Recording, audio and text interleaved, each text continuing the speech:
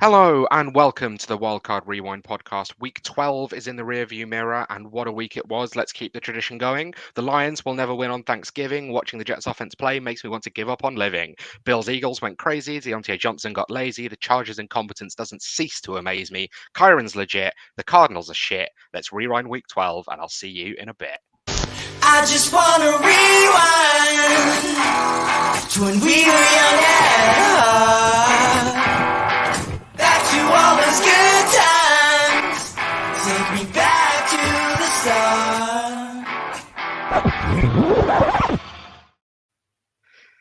The boys are here. Mum is away. The boys will play. Hello, Paul. How are you doing? Oh, mate. Even though you said the Cardinals were shit, that was the best. Literally, I was just so excited. That was the best. And you've not even put it on the show sheet, so you blew my mind. You blew my mind. I wish I could write a poem like you know? I decided not to do it on the show sheet so I could hide it from you and then surprise you with it in the episode. I thought that was more fun. Oh, mate, that was amazing. That was amazing. You should be like a writer or something, you know? Yeah, worth an idea, isn't it? Do you enjoy the week just gone? What did you get up to on Thanksgiving? If you did anything aside from just watching the football? I didn't do much, so we don't really do much for Thanksgiving here. I watched a bit of the football. I was in work early on Friday, so early night for me. What I did was I disappointed my brothers. That's what I did. So every Thanksgiving, there's 3 of us, so we always pick a touchdown scorer in each of the games, and we normally put about 5 on it, something like that. So my older brother went for Christian McCaffrey, tick. My little brother went for CD Lamb, tick. And I went for Jahmyr Gibbs. And what's even worse is I was the only one that got it wrong. But it was the early kickoff as well. So it was immediately out the door. It was immediately done. So literally before I even went to bed, the bet was over and the dream was over. And it's 12 months till we get to do it again. So, you know, I disappointed both my brothers. I got much abuse from it, as you can imagine. And so I'm publicly apologizing to my brothers for letting you down on Thanksgiving. What about yourself? Did you have a turkey dinner? We didn't. I did a big old joint of pork in the slow cooker, and then I made we're dairy and gluten free, and my partner's dairy and gluten free. So I made a dairy and gluten free mac and cheese, and it absolutely slapped. I did a really good job with it. And we did a little Thanksgiving dinner, and then I was working from home, which meant that I could just plonk myself in front of the football for the entire evening. I didn't bother doing the 49ers Seahawks because I do have to be up at 7, 8 o'clock in the morning the next day, and I didn't really fancy staying up until 4 to watch the 49ers win. But it was really good fun. I think we miss on Thanksgiving a little bit in this country, just because as NFL fans, like it not being part of the national tradition to sort of sit down and gather round. But having football early on a Thursday is good fun. I am quite happy being able to watch something a little bit extra. Yeah, and then it was nice, wasn't it? It's nice. You get this 5:30 game on a Thursday evening, and then you get another one straight after. And I do think I need to convince my wife to have a turkey dinner on that day and sort of get the football on and just sit there and get a snack helmet out and fill it with loads of crap and have a turkey dinner and all that and some beers and just watch like 9 hours of football or something like that and just be like, yeah, let's do it. But it's like nothing else, just like because I often try and do it on a Sunday that we'll like put a roast together and then sort of plonk myself on the sofa afterwards. And there's just nothing else like when you've got like a few mates round and a huge amount of food and you can just be like, right, this is on for the next 9 hours. I can just sit here and stew in my food coma or just like continue to eat chicken wings the whole time. It's the only problem with me on a Sunday is it would be great until 7:15. And then at 7:15, the NFL changes to my iPad and Strictly Come Dancing goes on at 7:15 until 8 o'clock. And then the football goes back on. So if the people came around to my house, you've got to be ready for a bit of or you're not welcome, you know? We've got my partner's a big Strictly fan, so we'll have separate rooms that she'll have it on iPlayer and a laptop in a different room while I'm doing the football. I will watch it if it's on. But it's not engrossed me in the same way. The same with I'm a Celeb this year that you said you've been loving. Oh man, I love I'm a Celeb. I'm a Celeb. Team Farage. Farage for the win, okay? That's all I'm Right, saying. right. Let's crack on to the big news of the week. On that note, uh, I wanted to start off. There's no huge injury news this week, but one thing which I think it was really important to touch on is first of all just sending love to Matt Cullen with everything he's been going through with the loss of his father in a really difficult time, and obviously the follow-up's been very difficult, but I wanted to send out a huge thank you to the UK fantasy community for absolutely coming together with the fundraiser. We've seen the DFS contest from Jack Humphrey. We've seen putting together his elimination league, which I'm drafting in at the minute. CMC at the 103, thought it was interesting. It's just been really, really heartwarming to see. Over £5,000 raised for someone that makes a huge impact running the JTT Cup and raising a lot of money for charity themselves, but also just being a fantastic bloke. It's been really heartwarming seeing everyone come together. Wanted to send out love to Matt as well. Yeah, completely agree. Completely agree. And it's nice to do something for him because he does so much for the Joshua Tarrant, isn't it?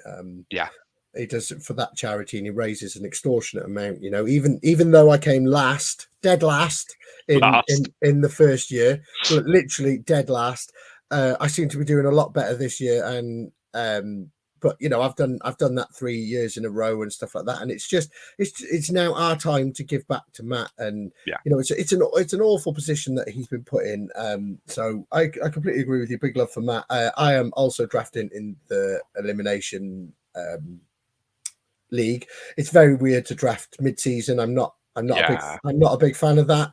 I don't know if your board looks like it, but my board looks like a dynasty draft that's just started up because there seems to be some questionable picks so far, like Austin Eckler. Austin Eckler's gone, and I was like, I don't know if I'd have taken him there. He's not somebody I'd have gone for there, but so I completely agree with you that we need to give Matt a bit of a shout out, but I also want to give a bit of a shout out to Lewis Veens. He's the guy that started all this GoFundMe and everything like that, and I think he's done an amazing job to push all of that. And also a big shout out to Murph, who set up this elimination thing. And I would go through all the people that have donated prizes, but there's literally so many people that there's too many to mention. But a big shout out to absolutely everyone. If you go onto Murph's Twitter page, you'll be able to see everyone that's donated something or something like that, and they've all done this for Matt. And it's so nice to see, like you said, the fantasy community coming together at a time like this and showing support to somebody that is a big name in our fantasy community, so a lot of love for it. Yeah, huge love to everyone. Something which isn't so exciting. We are really approaching the business end of the season now. I think it's really interesting the point that we're in. Obviously, with the Rams yesterday versus the Cardinals, like you reach a point where you kind of don't want your team to win if it's clear that nothing's really happening. Obviously, that's something that you have a lot of luck if you're hoping for them to not win. But I think it's very strange when you get down to the business end of the season. And obviously, a lot of people are thinking about the other end, people being very excited about Super Bowl teams and can their team make playoffs. For us, obviously, we're down the other side of it. But I wanted to ask if you had to predict the top 5 of the draft right now, where would you go with it? So what I love about this is you have gone different to me. So I'm quite interested to get into this conversation. So I'll give you my top 5. So I think the Arizona Cardinals get the 1 pick. I think we couldn't even beat a really, really shit LA Rams. And then I've gone for the Carolina Panthers at 2, which is the Bears pick. I've gone for the New York Giants because they look awful at 3. I've gone for the New England Patriots at 4, and I've gone for the Washington Commanders at 5. I think the Commanders look awful as well, even though they seem to score points. They concede more, Yeah, it's a really weird thing with the Commanders. Like Sam Howell, at least before week 12, I haven't looked recently, but he was the passing yards leader in the NFL, and it's because they're just constantly playing from behind. when I looked into mine, when I was trying to put mine together, what I was thinking was, who wants to win? And I'm tempted to shuffle a little bit around actually, but I'll stick with what I've got here. Like, who is it in their best interest to kind of win and keep it going, even if getting the high draft pick would be better? Like, who needs to get some wins behind them, and who actually is it really in their best interest to lose? And I think at the number one overall pick, I've put the New England Patriots, because they have three quarterbacks and all of them suck.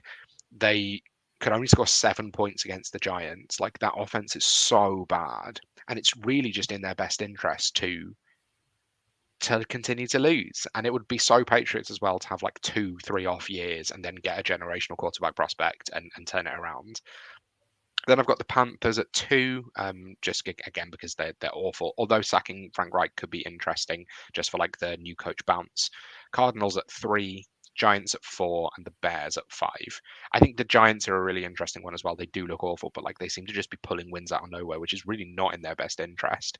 But I'm interested to hear your thoughts on the Patriots as to why you've put them a little bit lower down the draft than I have. So, like, I don't know if this is maybe a thing of the past where I'm sort of like, it's Bill Belichick, okay? Yeah. He can do things, and I don't think Bill Belichick is somebody that's going to try and lose games. I think he will try and win games and stuff like that. I agree that it is in their best interest to lose games because they don't have a quarterback. But I don't want Bill Belichick to get Caleb Williams. I don't want that. I don't want that connection to happen because I think he's going to be a guy that's not. I'm trying to think what podcast it was. I don't know if it was Mags that was talking about it, and he was basically saying like these older coaches don't know how to coach a young quarterback that can rush and has that ability to move around and stuff like that, and I feel like Bill Belichick will ruin Caleb Williams and he will just frustrate us all and everything like that. And then he'd do some stupid thing in the draft where you're like, why have you done that? And he would just make it worse. So I think that's, I can see it. I could see the Patriots getting that one pick because I do agree that they do look really bad. I just think the Cardinals, I just can't see them winning games. No. Even games that we've looked good and I've gone, oh, we're doing all right here. And then, like, we did all right against the Falcons last week. And then this week, and it's like, we looked garbage again. Yeah. And there's a lot that needs to happen in that team. And I think if we've got that one pick, I'm not necessarily saying we go Caleb Williams, but I think we'd be looking at moving that pick and getting a lot more picks out of it and building a team, Yeah. You've currently got the 17th overall pick from the Texans. I'd be intrigued to know, like, because obviously the Cards are in a really interesting position, and it would entertainingly, having drafted Josh Rosen, then immediately got the first overall pick, and then having replaced him, whether the same thing curses Kyler, and you do exactly the same again, that you get the first overall and replace him again, just to reset the clock a little bit. From your perspective, what would be the ideal? Would it be Don't ask me that question. Trading? No? Don't ask me that question because it's literally Sophie's choice, isn't it? Yeah. You know what I mean? And I think me and Hannah have spoke about this, and I spoke about it with Mags and everyone, and it's one of them where it's like, if we pass on Caleb Williams and still lose, we look like idiots. Yeah. If we take Caleb Williams and get rid of Kyler Murray and still lose, we look like idiots. Yeah. If we pass on him and we start, we build a team, build the offensive line, build on the defense, everything like that, and win games, we look like genius. Yeah. If we take Caleb Williams and he turns the team around and we win games, we look like we're doing something right. So it's literally like, who do you go for? Do you trade that value? Do you trade Kyler away and get good value for him and build the team around Caleb Williams? Do you get the first pick and maybe go, oh, do you know what? Somebody like the Bears will come up and pay their first 2 round picks this year to come up to the one to get Caleb Williams? Do you look at doing that? I don't know. I don't know. I think it's genuinely a really horrible question. You know, who would you rather? Who would you rather at the Rams? Would you rather have Kyler Murray or Caleb Williams? I think the problem is it's obviously, as you've hinted at, like it's such a more complicated question because the answer, like Kyler has the upside to be let's say a top 8 quarterback in the NFL. Potentially was looking at top 5 a couple of years ago when you were really fantastic. Caleb Williams, we think could be the same, but like it's tough to know with these rookie quarterbacks, and it's tough to know how they're going to perform when they get into the NFL. You get these generational prospects, especially ones that are all about kind of escapability and improvisation. Like even if you look at someone like Zach Wilson, not to compare the two, like you can often get it wrong. The problem is it's not Caleb Williams or Kyler Murray. It's Kyler Murray and 2 extra first round picks and 2 extra seconds for trading down, or it's Caleb Williams and an extra 40 million a year for trading away Kyler. Like, and I will not envy the people that have to make the decision. If I'm just saying from a Rams perspective, I'd go Caleb Williams just because I think going for like the generational upside is interesting to me. But yeah, I don't envy the decision makers having to try and figure out which of the two they might be choosing between. Yeah, and I know a lot of people have compared him to like Pat Mahomes, the way he moves in the pocket and stuff like this, and he's got, you know, it would be nice. It would be nice to have that guy at the Cardinals, and maybe what the Cardinals want is actually not to have that first overall pick, and maybe be like, do you know what, that decision's been made for us. Yeah. And let the Panthers make that pick. Do they? Oh well, I know they haven't got it, but the Bears have that decision. Do they Exactly roll with Justin like, Fields, or do they roll with Caleb Williams or something like that? You know, do the Cardinals look for the number 2 pick and go, we'll have Marvin Harris Jr.? You know. Yeah, and it's really interesting when you look a little bit further down the board, and this is something I'm going to touch on a little bit later.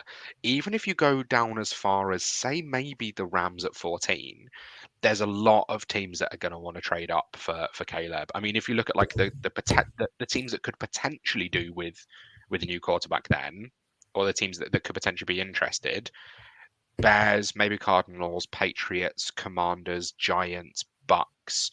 I mean, you'd say potentially the Jets. It's unlikely with Aaron Rodgers, but Titans probably not. The Raiders, the Saints, the Packers could do with the Rams. Like, I mean, even then you've got way further down the board, and you've got people like the Falcons, the Seahawks, the Vikings, the Steelers. But like, they're obviously not going to be in a position to come up and get a quarterback, but like there's a lot of teams that would be willing to give up an absolute haul to come up and get him. So it'll be really interesting as we get into draft season. Yeah. Can I ask you another one? Yeah. So you've got the Giants at 4. Now I've got them at 3. And I even looked at moving them up to 2 because I think they're really, really bad. Why have you got them at 4? Why have you got the Patriots, the Panthers, and the Cardinals before the Giants? Because the Giants are just garbage, you know. They've really got at least the Cardinals are actually scoring points, you know. The Giants just seem to be struggling to even score touchdowns, like, you know. Yeah, I mean, the part of it just comes from the fact that they are picking a little bit later already. So they are currently picking at 6. They're 4 and 8. So I think part of it is just that, like, and when you look at their schedule for the rest of the season, it's Packers, Saints, Eagles, Rams, Eagles. So like Packers, Saints, and Rams, potentially they could sneak another win out of that. If they sneak one more win from those 3 games, then they're at 5 wins, which probably puts them a little bit higher. I suppose. It's more just a case of like looking at the records of everyone that low and just going, where are another 2 wins going to come from for New England, for the Panthers, for the Cardinals? Like, it's not a case of thinking the Giants are good at all, because they're not. It's more a case of like, well, other teams are going to have to win an extra game than them if they're going to drop that far in the draft.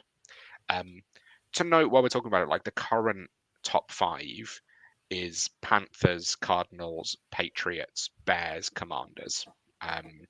The Chargers are picking at 9, man. The Chargers have the same record as the Jets. It's insane. It's crazy, isn't it? Mad. Brandon Staley's got to be fired. But let's move on to our first segment of the week. So our first segment is Rewind the Tape. This is where we look at the last week and think about the things that we've learned that's going to help us as a fantasy manager going forwards. I might kick us off because we've kind of been touching on what I've put in mine, and this is partly a little bit of dynasty advice, but also is just looking at the landscape of the NFL. The NFL has a quarterback problem. I just noted those teams that could potentially come up and be looking to get a new quarterback. But I really feel like, I mean, Sam Howell maybe is the only one of this tier that has like done anything this season because he's the passing yards leader. But like even he's replaceable. That middle tier of quarterback, let's say 15 or 16, all the way down to 32, all the way down to 40, looks so replaceable. There's no one who has really looked particularly good. It's why the NFL is absolutely falling for Josh Dobbs, and someone's going to convince themselves to start him next year. Is because there's just a massive quarterback problem. There's not 32 good starting quarterbacks, so teams are having to start these absolute duds. Players like Mac Jones, Desmond Ridder, Kenny Pickett, like they looked like they had reasonably, Daniel Jones, like they looked like they would have relatively stable jobs. That maybe a couple of years out of being replaced, or maybe not going to get a second contract, but like, okay, they'll probably keep the job for at least this year, and they're being benched already. Like my fancy advice that I've thought about here is first of all looking at like solidifying yourself an elite quarterback, solidifying yourself like a top tier player, because everyone else looks so bad. If you kind of drafted late quarterback in a dynasty startup last off season, it would have been really easy to end up being like, right, I'll just wait, I'll get like Kenny Pickett, Ryan Tannehill, and it's just not worked out.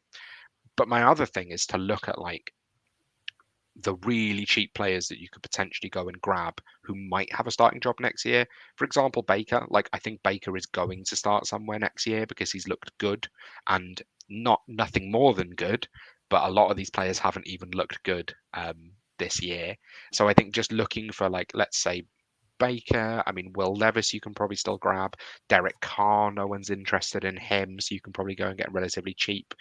Geno Smith, like Jared Goff, these quarterbacks that seem a bit gross, you don't really want to start in fantasy, but actually you're going to have to, because there's not enough good quarterbacks to go around at the minute. My initial thought straight away was Baker Mayfield. He was the guy I was like, oh, I quite like that. My problem with Baker Mayfield is he's a free agent in 2024, isn't he? Yeah. So, it's the Buccaneers. I suppose at the moment he's a bit risky because where the Bucks are picking at 7. Yeah. So you've got the Bears with 2 picks in that. So you'd say if they went QB, you got the Patriots QB, Arizona could go QB. At the moment you got Washington potentially, you got the Giants potentially. So, if all of these went QB, the Bucks aren't going to go QB. Yeah. And Baker's the guy. But if they're going to roll with Baker, then they've got to pay Baker. And that's when, you sort of have that difficulty of what's he going to want. I think he's done a really, really good job at the Bucks this year. A lot better than everyone expected. I know a lot of Bucks fans were like, "Oh my God, we're rolling into the season with Baker Mayfield." And the reality behind it is actually, I think they're quite happy with Baker Mayfield now, and I think he's proven himself to be a decent quarterback, which we know he can be. He can be a good quarterback. So I think Baker Mayfield is probably a lesser risk than most, but I'm inclined to agree with you. Like Mac Jones, I feel like he's done. He got benched this week for Zappi, didn't he? And Desmond Ridder got benched for Heineke. So, the only reason he's back starting is because Heineke's injured. Kenny Pickett, now he's probably quite a safer one. I'm trying to get his contract details up now. Well, he's what, a second? This is his second year, because it was that awful rookie class last year of Ridder, Pickett, Howell, Malik Willis. Yes. Like, so we're going to his third year. Yeah, so he's going into his third year. So he's still relatively cheap. And actually, this week after they've got rid of Matt Canada, Look better. they looked so much better, and Kenny Pickett was throwing the ball a bit more. No, I'm not going to sit here and say, oh my God, Kenny Pickett's the real deal, go and buy him now. But he's probably quite a safe pick, because looking at where the Steelers picking at the moment, the Steelers are picking 23.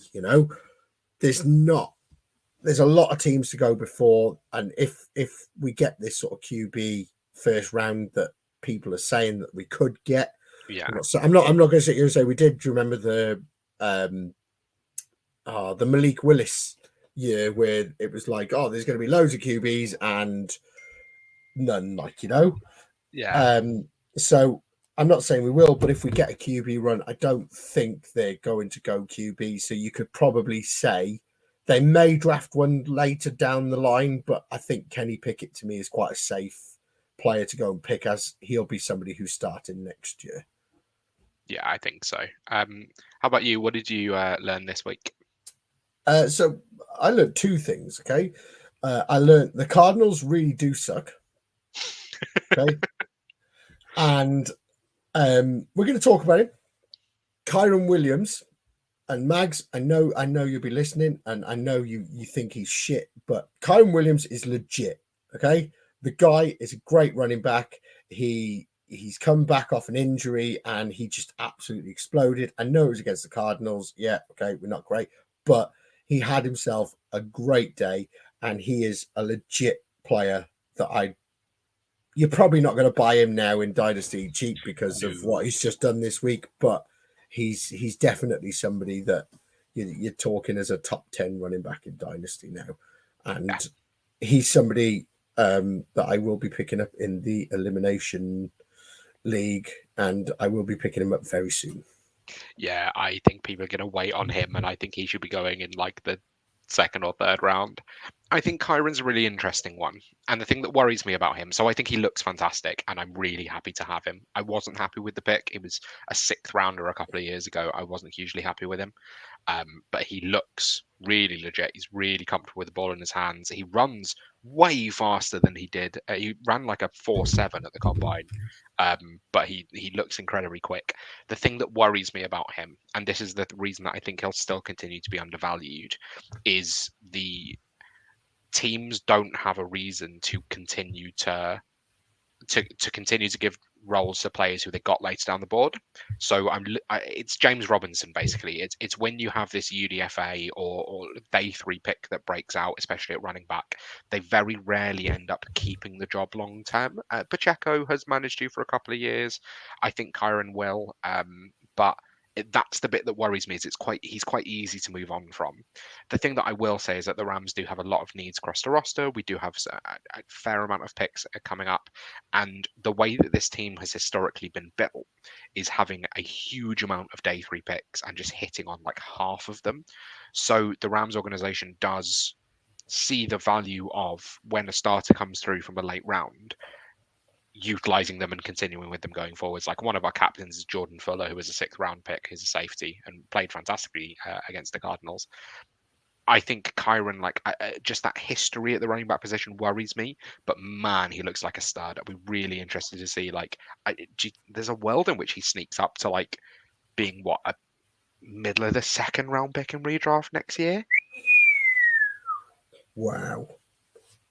I'd feel disgusting doing it. Yeah, but he could. But it kind of makes a little bit of sense. So we're going to play a little game now, okay? And this game is called I'm drafting in an elimination draft now. Would you take Kyren Williams over these running backs? Okay, so far there's been 6 running backs drafted in this league, and we are on pick 308. So, little yes or no, would you take Kyren Williams over this player for the rest of this season? Christian McCaffrey. No. Bijan Robinson. Oh, I don't like how long I have to think about it. No. Jonathan Taylor. No. Austin Eckler. Yes. Tony Pollard. Yes. Alvin Kamara. Yes. So they are the running backs that have been drafted. This is what I'm saying to you. It's like a dynasty draft because you've gone, McCaffrey, Bijan, and you're going, okay, Sure. Jonathan Taylor, Austin Eckler. And you're going, well, Austin Eckler's not having the best of seasons, and the Chargers look pretty crap. Yeah. Tony Pollard, I was like, again, he's not having the best of seasons. This, and I get it. These guys have great upside, but I'm just a little bit like, Justin Jefferson's gone. Yeah, he's might not be coming back off IR. Like the crazy thing when you look into Kyren from this week, like Kyren had more targets than Cooper Cup. He was the second leading receiver on the Rams, and he ran for about 9 yards a carry. So like he's just it's the opportunity that's in front of you, which is absolutely insane. Like he's the primary target in the red zone. He's getting a significant amount of work on the ground. The Rams O line's improving. Like I think there's a real argument. I don't think I could bring myself to do it. I think there's a real argument he should be taken as the RB2 off the board if you're drafting rest of season. Yeah, sorry, I'm just trying to get the Fantasy Pros weekly standings because I want to see where Kyren Williams is sitting, even though he's missed a few weeks.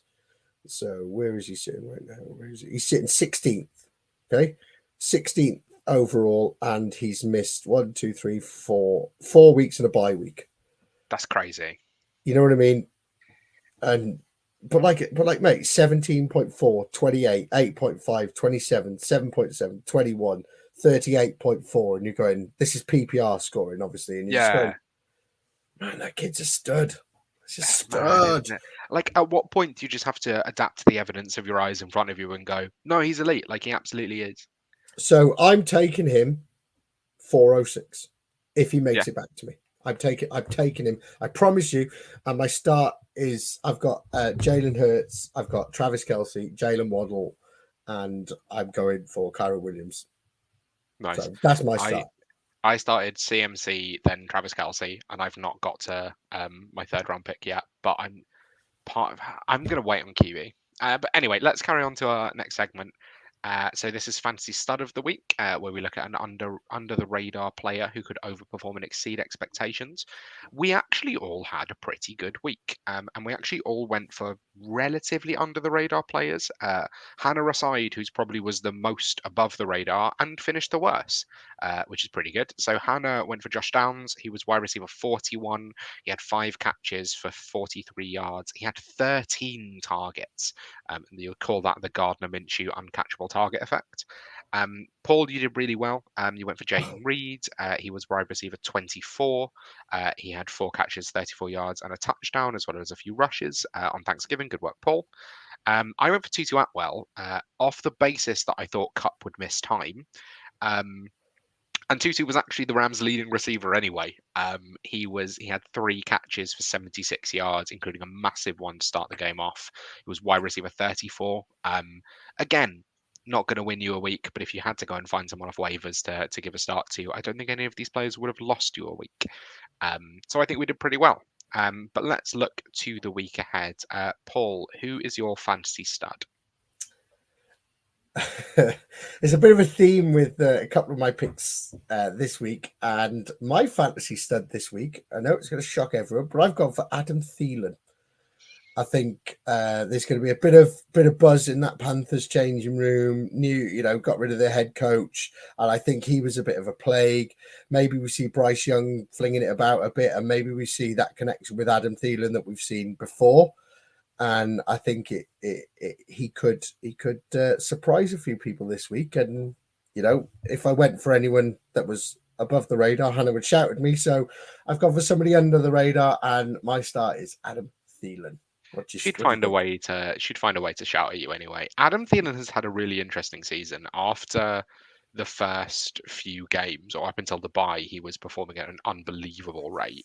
And he's still seeing an unbelievable amount of targets, but he's not doing a huge amount with them. So, I mean, this week he had 1 catch for 2 yards. Like, it's not hugely fantastic, but only 3 targets, which is the really interesting part. He hasn't hit the 100-yard mark, having hit it he had a 4-game stretch where he hit it 3 times. He hasn't hit it since then, and that was all the way back in week 6. So I think it's interesting that I think people would have maybe bought him and gone, Adam Thielen's a league winner. He's playing to an absolutely elite level, and he isn't at all anymore, which is why I think he's quite an interesting pick for start of the week. And they're playing the Bucks, who you absolutely can pass on as well. Yeah, and let's be honest, it is Bipocalypse this week, so you know what I mean. It's one of them where it is. I forgot to do buys, didn't I? Yeah, I'm not reminding you of that, but I'm just sort of saying it's Bipocalypse, and there'll be a lot of players in your team that are out, and you're looking at your bench and you're going, he's garbage, he's garbage, he's garbage, and then you see Adam Thielen and you go, that poor Pickens said he's going to fucking hit, and he hit last week with Jaden Reed, so you know what I mean. Yeah. With that in mind, you've reminded me that the buys this week. I think we were getting very distracted by my poem. The buys for the week ahead are, it's a lot. There's 6 teams on buy, and there's some very fancy relevant players for them. So the Ravens, Bills, Bears, Raiders, Vikings, and Giants. I say very fancy relevant players. There's 2 really good teams with lots of fancy relevant players, and then a few on the others maybe if you're desperate. You think, mate, you've got Zay Flowers, you've got Stephon Diggs, you've got DJ Moore, you've got Jordan Addison, you've got Devontae Adams. You've got 5 wide receivers there that you startable wide receivers, and they're all on buy. So you may be looking, people may be starting Adam Thielen this week. For some reason, my fiance Jess, who's often in the room while I'm watching Red Zone, has really caught on to Devontae Adams' name and swears blind that whenever they talk about him, they go Devontae Adams. And sometimes I'll be watching football, and to herself in a corner, I'll just hear her go, Devontae Adams. And when he went for quite a long catch this week, and she was very excited. And then she said, oh, maybe I'll be a Raiders fan. And I was like, are you not? You don't even like the NFL, and you're going to pick a team, and it's not even going to be my team. Tell your wife I think she should be a Cardinals fan. Mate, she's already got enough misery living with me, let alone doesn't need that in her life as well. Talking about misery, my pick for Fantasy Stud of the Week. I love it. Yeah, I don't feel good about it, but I think it's an interesting one. Ezekiel Elliott obviously has been a stud for a number of years and is now absolutely not. He's the RB2 on the Patriots. He's the RB41 on the season. He's only rostered in 45% of leagues. He's actually been in PPR reasonably reliable, very, very high floor, low ceiling. So the majority of his games have been in PPR, about 9 points, which is not going to lose you a week, but it's barely going to win you one. But basically, the Chargers defense is absolutely dreadful. We saw the way that Keaton Mitchell was running on them last night. And I can see the Patriots playing whoever it's going to be at quarterback. I can see them just running the ball like crazy because they clearly can't pass with Mac Jones. They can't pass with Bailey Zappi. So I think they're just going to have to run the ball like mad. I can see both Ramondre and Zeke having decent games. I think especially if he can get a touchdown, it could be an interesting one. And like I say, he's very available. He's very out there. So yeah, Ezekiel Elliott's my stud of the week. I love it. Have you just seen? I've added one for Hannah just because she's not here and she hasn't messaged me back. So I've put one in for Hannah. Her fantasy stud of the week this week is Cade Otton. Okay, one of her favourite players. She brings him up a lot. So she's. I'm sure inside she's thinking Cade Otton. Cade Otton's my guy. And Cade Otton has good weeks when he's not been picked by Hannah, and then he struggles when she picks him. So she hasn't picked him. I'm just putting him in there as Hannah's stud of the week. So Cade Otton, so he might go off this week, and then she'll be like, "Thanks, Paul." If he does go off, then next week I'll give you a shout out for picking that anyway. Good luck. Then we're on to our fantasy scare of the week. So this is looking at a hyped up player who we think could underperform and upset both us and our fantasy teams in the week ahead. Once again, Paul, we both did pretty well and Hannah didn't. So no, hang on. I didn't do pretty well. Oh, you did really well. Nailed this, okay? You did really well. So I went for Austin Eckler. Austin Eckler was the RB26. It's been such a season to forget for him. So it did feel like it might be a bit of an easy pick, but he really struggled. Hannah's pick didn't struggle. Hannah's pick was Jonathan Taylor, who was the RB9 on the week. Silly Hannah. Yeah. And then Paul, you went for Saquon Barkley, who was the RB43. He was absolutely dreadful last week. Let me just check the points total. Yeah, he had 12 rushes for 46 yards and one catch for 6 yards. So in PPR, 7.2 points. I think he did an absolutely stellar job on that one. Well done. Mate, you know what I mean? Picking a player like Saquon Barkley as well. Oh, do you know what? I'm getting good at this. You're really coming into your own as you get later into the Yeah, season. I may win a league eventually or something, you know. Who is your scare for this week? So I've gone for Kyler Murray. Now, Interesting. over the last couple of weeks that he's come back, he's had, QB 13, and then he's had 2 top 10 finishes and stuff like that. Now, in them games, he did manage to score a rushing touchdown. And I think that's really, really helped him put points on the board, because other than that, he hasn't really done that much. And as we know, with rushing QBs, if they can rush for a touchdown and pass for touchdowns, it's big points, But I think that Steelers D is going to cause him some problems. Our O-line's not the best. And I think, TJ Watt's going to be up for it. He's going to be gunning for it. And I just think we're just going to struggle again. And I don't think Kyler gets in for a rushing touchdown this week. I think they sort of, I don't know. I'm just a little bit struggling with him this week. Kyler's tough because if you drafted him, you'll have held him until now, and then you almost kind of have to start him because you've held on to him all season. And he is producing enough. He's a rushing quarterback, like you say.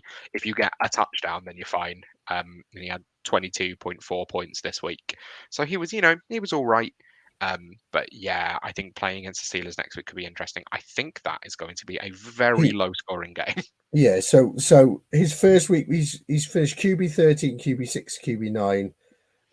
The first week he had 19 completions, 249 yards, 1 touchdown. But he had 6 rushing attempts at 33 yards and a touchdown.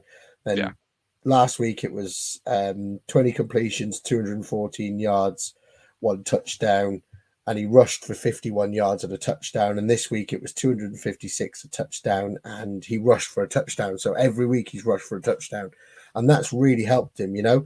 If you look at his points, 18, 22, 22, if you take them 6 points off, you go in. He scored you 12. He scored you 12. He scored you 16 and 16. And you're going, that's just not great. So I just think that Steelers defense is just going to be a bit much for him. Maybe you could bench him for a couple of weeks because he's got the Steelers, then a bye, then the 49ers. Oh, that's a tough couple of weeks then. Maybe I did put the Cardinals too high when I was looking at your draft pick. What's the schedule like the rest of the season after the 49ers? Chicago, Philly, and Seahawks. Okay, so Chicago, that's a winnable game, but that could easily. I mean, I don't know. You can still beat the Steelers because their defense might be good, but you probably only have to score 14 points to beat them. So you might still be able to leave with a win. But then we're going to come back to this again. Like, are you rooting for the Cardinals to win at this point? No. No. Couldn't care less. Couldn't care less. That's why I was quite happy coming on with you.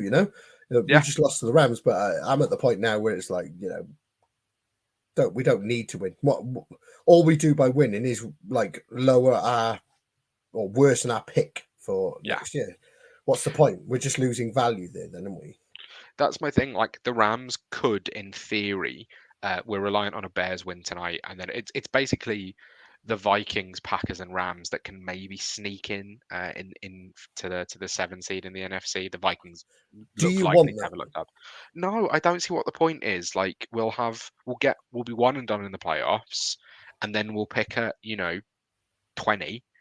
And that's kind of the worst thing to be in the NFL. Like, you either want to be bad or you want to be great. Being average is not helpful in the NFL. It's set up to mean that, like, if you continue to be average, you'll be average forever because you can never get a high enough pick to get the quarterback to propel you to the next level. And we need to start thinking about what the succession plan is for Matt Stafford. Yeah, agreed. Especially, I think it would be really funny if the Rams have our first round pick since 2016 or 2017, and it's like an elite generational quarterback, and that's us set. Oh, that's a horrible thought. But talking elite generational quarterback, my potential scare of the week, I've actually gone for Nico Collins versus the Broncos, and this I think is an interesting one because obviously the Texans that's the new hotness for the season this week, and Nico Collins was the wide receiver 5 in the week just gone. He had 7 receptions for 104 yards and a touchdown. He's the wide receiver 12 on the season. Obviously been a real breakout season for him. And the reason that I think it could be potentially difficult for him is just one name and one name only, and that's Patrick Surtain. The Broncos defense has really turned it around. The Broncos organization has turned it around, to be fair. They gave up 12 points this week. The week before, 20. That was against the Vikings, but like it's not dreadful. The week before that, they only gave up 22 to the Bills. And CJ Stroud's fantastic, and he might find a way to make it work. But I think there's a world in which, because Nico Collins tends to line up on the boundary, and that's where Pat Surtain will play. Tank Dell, I think, could potentially have another smash week because Pat Surtain's got Collins locked down. But I think Nico potentially could be in trouble this week. Paul, what do you have for Hannah for the week ahead? Hannah's gone for CD Lamb at the Seahawks. I'd love to know what her thought process is here, but yeah, she's actually gone for CD Lamb. She texted me to say CD Lamb is my scare of the week. Yeah. So if you're all listening to Hannah's amazing queen of fantasy football advice, bench CD Lamb this week. She texted me as well to say just having a wide receiver wasn't enough. I want a running back as well. Bench CMC. Wow! So fair play, Hannah. I thought she liked CD Lamb, CMC. So that's shocked me. That has. Yeah. Well done, Hannah. Well done. But let's move on to our final segment, and that is our wild card of the week. This is a hot take we're going to give each week. We had a Thanksgiving special last week. So, Paul, you said that Monty and Gibbs would both score touchdowns for the Lions, which was wrong. Gibbs let down your ACCA. If you'd gone for Monty, then that would have been a nice little win. They let down a lot of my Thanksgiving DFS teams as well because off Tom Strachan's advice started off with the Monty Gibbs double RB for the Lions. Hannah was right. She said the Packers would beat the Lions. As I said in my rhyme earlier, the Lions can't win on Thanksgiving, which is fascinating. I said, and I want to argue that I was kind of a bit right. I said, and I didn't go back and listen to my exact wording, that the Seahawks would score less than 11 points against the 49ers. And they scored a defensive touchdown, which means the offense did only score 7 points. Like, the offense didn't score a touchdown. So, like, I'm kind of a bit right, but I'll take it as a half point. Right. But then... Right. Let's talk about this, okay? We're going to talk about this, okay? Did you say the Seahawks would score less than 13 points or less than 11 points? I haven't gone back and listened. No. I'm asking you now. Well, I haven't listened. No, but like I haven't watched the tape. Said, like I haven't analysed. You said the Seahawks would score less than 11 points. Yeah, the Seahawks scored less than 11. No. The Seahawks offense. No. The Seahawks scored 13 points. Okay. Yeah, but so you were wrong. No, half a point. But the defense did score most of them. So. Oh, sorry. Do they play for a different team, or do they still play for the Seahawks? They do play for the Seahawks. So I was wrong. Yeah. So you were wrong. No half points. No nothing. There's no leeway here. Or I was nearly right. I was, you know, as as Hannah and I said, it's the Jameer Gibbs. process. It's the process. Jameer Gibbs nearly scored a touchdown, so I'll take half a point.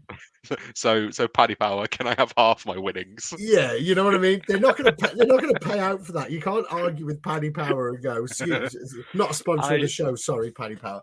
But you can't argue and go, yeah, but the offense only scored 7 points.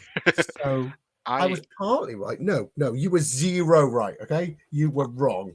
I tried arguing with a bookie after the Super Bowl last year because I had a big touchdown acca, and I think it was something like, I know I had Tony and Pacheco. Tony for the Chiefs, and then I had AJ Brown and Kenneth Gainwell for the Eagles, and then I also had Jerick McKinnon, who you'll remember slid to win the game as opposed to scoring, but could have scored. And I tried talking with the bookie and being like, yeah, but like he could have scored if he'd wanted to. Like he slid, but like it was kind of a touchdown because it won the, like, will you pay me anyway or will you pay me half? And they, as the same as you, did come back and say no. So I am inclined to agree that it's probably no points. Do you know what? The best thing about this is you've literally just told a story about how you tried to do the same thing and they said that you were wrong. Didn't work. Jerick McKinnon slid on the one and cost me loads of money, but won the Super Bowl for the Chiefs. Will you pay out? Can I have some money? No, because he didn't score a touchdown, you know? So no half points. You're not having half points for the Seahawks scoring 13 and you said they'd score less than 11. Quarter point? Nope. Let's move on. Nope. What's your wild card of the week for week 13, Paul? So as I said earlier, there's a bit of a theme with my week. I think the Panthers have a bit of wind behind them at the moment, and getting rid of Frank Reich and all of that. I think they actually go and get a W against the Bucks. I think they get themselves a win. So I'm all behind the Panthers this week. I'm not going to be starting any of the players in fantasy game day or anything like that. I think it's going to be a low scoring game, but I think they get the win. Or in your opinion, if they lose by 2 points, they get half a point. If they tie, you can have half a point. No. If they lose by like 2 points or 3 points, then I get the win, because if the process is right, you can have half a point.